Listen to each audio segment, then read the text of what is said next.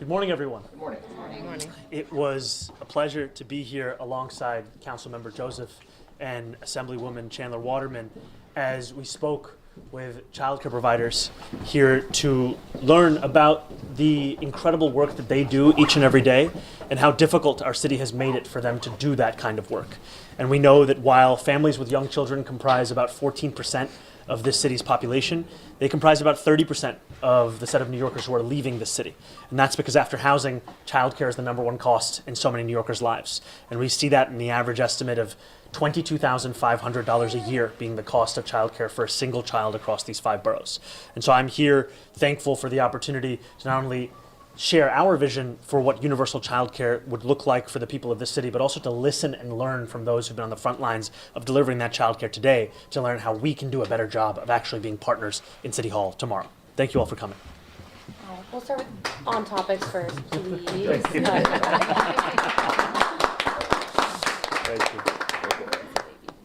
Go ahead. Mayor-elect Mike from Chop Beat. Hey, Mike, how's it going? Good. I'm wondering what lessons you're drawing from the rollout of universal pre-K as you think about your own universal campaign. Obviously, it was a huge policy achievement, happened very quickly, helped a lot of people, but I've also spoken to a lot of providers, some of whom have spoken to you about the fact that it disrupted things for them. It drew away teachers, it drew away students, some of them had to close down. So how are you kind of thinking about what lessons to take from that as you roll out your own program? I think there is a critical need to ensure that the childcare we're providing is high quality. And that is something that I've learned mostly in the conversations that I've been having with childcare providers themselves, the importance of that being foregrounded in what we're creating. I think that UPK provides a model for how city government can meet the needs that would otherwise be pushing New Yorkers out of these 5 boroughs. And I'm also looking to learn from the lessons of implementation and ensure that we are building on that we are also not seeing this as an opportunity to throw everything out that came before us, but instead an opportunity for us to build on that which has come before and deliver childcare to those who currently are being pushed out of it. Yeah, and Jeff. Sir, I realize that it's early.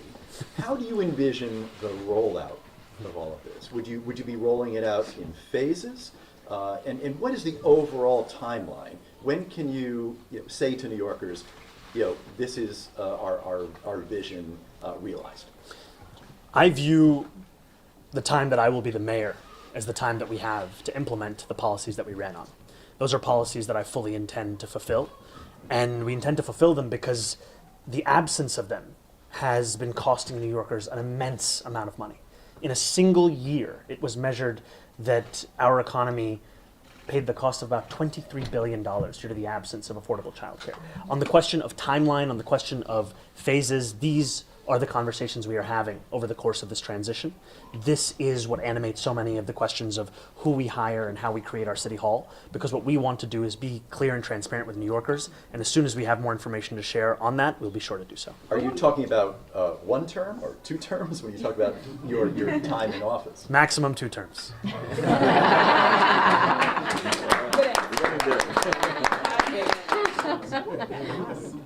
Can you talk a little bit about the latest conversations you've had with the governor about implementing universal child care? I know that you guys have spoken about working on it together. Like, what's sort of your game plan in Albany next year? Can you shed some light on that? What I've appreciated is that Governor Hochul and I share a commitment to universal child care. It's a commitment that recognizes the fact that the absence of it is not only one that is affecting families, it's also affecting providers and it's affecting staff. And we've heard the fact that while so much of this conversation rightfully centers on the questions of funding, there's also a number of issues around policy, around structure, around RFPs, and just hearing earlier today that the city has oftentimes made it harder. Whereas today we have 2 classrooms that are empty that used to be providing infant care in this very facility. And we know that the lack of flexibility sometimes between school day and extended care has also meant that there are families that are unable to get the care that they need. And in the conversations I've had with the governor, it has been about fulfilling the vision of universal childcare and ensuring that government becomes a partner as opposed to a burden or an obstacle. And that's something that we are going to be spelling out in the weeks and the months to come. Yeah. Hi, Mr. Mamdani. How are you doing? We know that this universal childcare is the biggest area of alignment that both you and the governor have talked about. To be frank, is this how you get the millionaire's tax or the corporate tax through? You put it in this bucket where there is this universal alignment. So is that how you get that through? And then also, just because there's a hearing today, what do you think about the idea of separating EMTs from firefighters?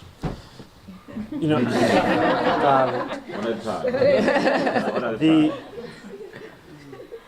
universal childcare is something that we've seen in other cities. In Montreal, for example, in Quebec, we saw the implementation of universal childcare also led to a 10-to-1 economic return. This is something that we care about it on a moral level, we care about it on a political level, but also on an economic level. And I've put forward 2 proposals that I think are the most straightforward and direct ways to raise the revenue for this program as well as our economic agenda and to start Trump-proofing our city, increasing personal income taxes on the top 1% by 2%, increasing the state's top corporate tax rate to match that of New Jersey. I've also said that the most important thing is not how we fund it, but that we fund it. I think these are the most direct ways to do so. But any funding stream that would fund these programs, that is one that we would welcome, because the most important thing at the end of the day is that someone can raise their family in this city and that we make it easier for them to do so. Isn't using this shared goal the easiest, most straightforward way to envision both your tax plan and your universal child care plan, this area of alignment? I do think that these tax proposals are the ones that make the most sense, and I also will always be married to the outcomes of what we fund with that. And EMTs, please, sir. Yeah, I look forward to I look forward to following up on the hearing, and I think the point for me is also when we're building our city hall, we're building it with an assessment of excellence and an assessment of fluency. And when we're thinking about fire, when we're thinking about EMT, I also want to be surrounding myself with those who have been doing this work before coming to a conclusion that would affect the lives of many New Yorkers. Thank you, sir. I wonder if you could Good morning. comment. So Mayor Adams now plans to designate the Elizabeth Street Garden as parkland. I know previously you spoke about that site potentially being used as affordable housing. Does his actions hinder you, your plans for the site? What do you make of it? And how do you envision, how this site should be used moving forward? It is no surprise that Mayor Adams is using his final weeks and months to cement a legacy of dysfunction and inconsistency. And I've made clear over the course of the campaign what my vision would be in meeting the urgent need of building affordable housing, especially for seniors across New York City. And the actions that the Adams administration has taken now make it nearly impossible to follow through with that. Yeah, I wonder if you could, 2 things. I wonder if you could comment on where you are with NYPD. There's a bit of reporting that Dean Foulahan may want oversight of NYPD, now it sits with the mayor. And then secondly, I guess stay on the previous topic. Can you talk about how you get this funded if there is no appetite for a tax on the wealthy in Albany? How do you get it funded? It's a goal, but if it can't get funded, then, I think you're going to have a lot of upset parents.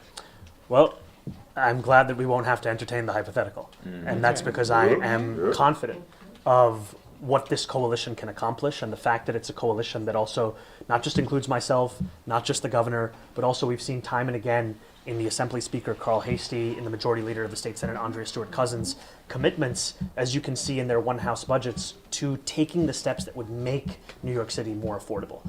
And that to me is, why it's also important that I am standing here alongside 2 elected members, whether it be in the State Assembly or the City Council, for whom this has been part of their compass, part of their fight. I think for far too long in Albany, the missing piece has not been that of Albany. It's actually been that of City Hall coming to champion a vision that would serve all of our shared constituents. And I look forward to the continued conversations that we will be having with Commissioner Tisch, with the NYPD at large, in delivering on a vision for public safety and also ensuring that it is safety and justice that is driving the decision making, as opposed to what we've seen under the current administration, where oftentimes it has more to do with who you know than what you're doing. all right, we've got time for one more, Melissa. Thank you. Hi, Melissa. How are you? Good morning. Doing well. You mentioned a legacy of dysfunction that you think Mayor Adams is possibly trying to cement. We talked about the Elizabeth Street Gardens, but there's also the trip to Israel, there's the Rent Guidelines Board. Do you feel like he's acting in good faith in terms of a smooth transition? Is this, what do you think's going on? And is it going to impact your ability to have a sort of good faith transition? I think the mayor is free to travel wherever he wants and to spend his time however he would like to. I will say that while I vehemently disagree with a number of the decisions that he's taken, his administration has also been open in the transition work that we are doing. They have been collaborative, and I look forward to the conversation that I will have with him when he returns, because what New Yorkers are looking forward to is a city hall where they can expect taking on these crises as opposed to creating them themselves. And I look forward in building my administration to have one that is ready on January 1st, not for the work of preparing, not for the work of understanding, but for the work of delivering. And that's what we view these next 49 days for. When you said it's nearly impossible, what Eric Adams did with Elizabeth Street Garden, are you giving up on the idea of building housing there?